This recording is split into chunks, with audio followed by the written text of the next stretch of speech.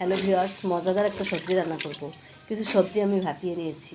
আর এখানে দেখুন কড়াইতে সামান্য তেল দিয়ে দিয়েছি আমি কিউব করে রাখা কেটে পেঁয়াজগুলো।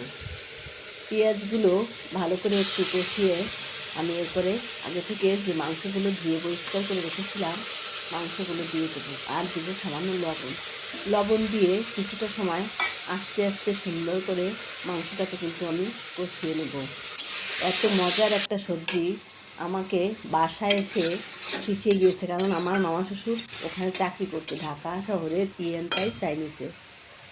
দেখুন সবজিগুলো কিন্তু আমি এভাবে ভাপিয়ে নিয়েছি।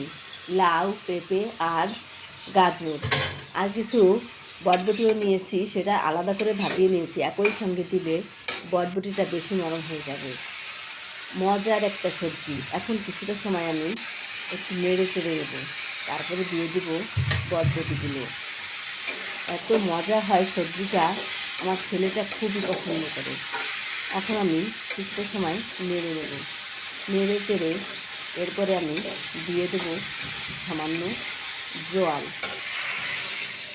দেখুন জলটা দেওয়ার পরে আমি এরপরে একটু নেড়ে চেড়ে দিয়ে দেবো টেস্টিং সল্ট। সে টেস্টিং সল্টটা এত মজার হয়, সামান্য টেস্টিং সল্ট দিলেই অনেক মজা হয়। আর এখানে নিলাম অ্যারারুট। অ্যারারুটটা কিন্তু পেটের জন্য খুবই ভালো। অ্যারারুটটা আমি গুলিয়ে দিয়ে দিয়েছি। 5 মিনিটের ভিতরেই কিন্তু আমার সবজিটা রান্না শেষ হয়ে যায়। আর এত মজা হয় সবজিটা, আপনাদের কি বলবো, একবার এভাবে খেলেই বুঝতে পারবেন অনেক মজার একটা সবজি কিন্তু এটা। এরপরে আমি কিছু মরিচ 4 ফালি করে কেটে দিয়েছি, কিন্তু 4 ফালি করে কেটে দিলে মরিচটা অন্যরকম একটা টেস্ট আসে। দেখুন আমি নামিয়ে নিয়েছি। কালারটা যেমন সুন্দর হয়েছে আর খেতেও খুব ভালো হয়েছে। একবার খেয়ে দেখতে পারেন। ভালো থাকবে।